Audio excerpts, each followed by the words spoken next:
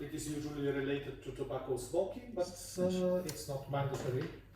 The patient is a smoker. Any chronic condition, chronic inflammatory condition of the lung may cause some squamous metaplasia. Normally there is no squamous epithelium in the lungs, and you could see here the normal lung epithelium. Do you see the columnar cells with the cilia on the top? Yeah, and well, there is some inflammation here, and around here you could see the squamous metaplastic change. Okay, and that metaplastic change also has some atypia. Do you see the nuclear atypia of those squamous cells?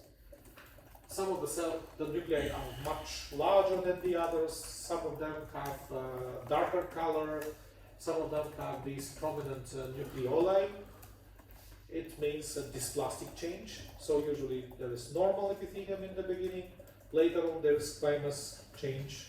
After that there is dysplastic change upon this squamous metaplasia. This atypia is called dysplasia. Okay? And after the dysplasia, the tumor cells may obtain the final property of the malignant cells. This is the invasive growth. And actually you could see these nests of squamous cells that are going down below the epithelium of the lungs. And actually here you have this squamous cell carcinoma. Okay? So the nests, they have this squamous arrangement. Well, there is some tissue atypia. They are not arranging upon the surface, just in nests. That is the tissue atypia here. In some of the nests, you could find some keratin production. Okay, these are the keratin pearls. So if the most of the tumor was with those keratin pearls, we could grade this tumor as well differentiated tumor because it still produces keratin. But you could see that most of the tumor is actually not producing keratin, so it is moderately differentiated tumor in this case. And if it's hard for you to say that this is squamous differentiation at all, that it is poorly differentiated tumor. Then we could prove that this is a squamous cell cancer only using immunohistochemical markers for that. Okay?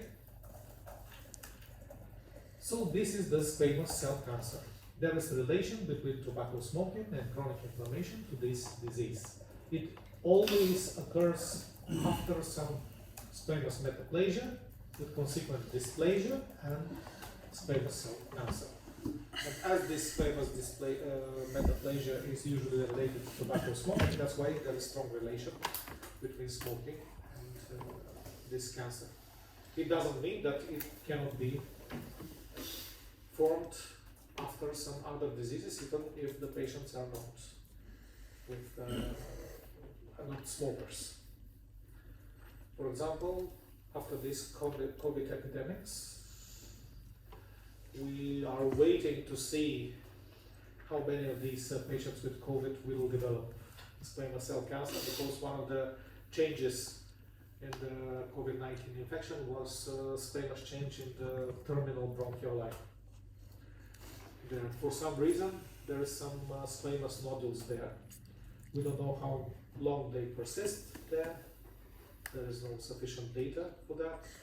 And how many years are needed until this squamous change transforms into cancer.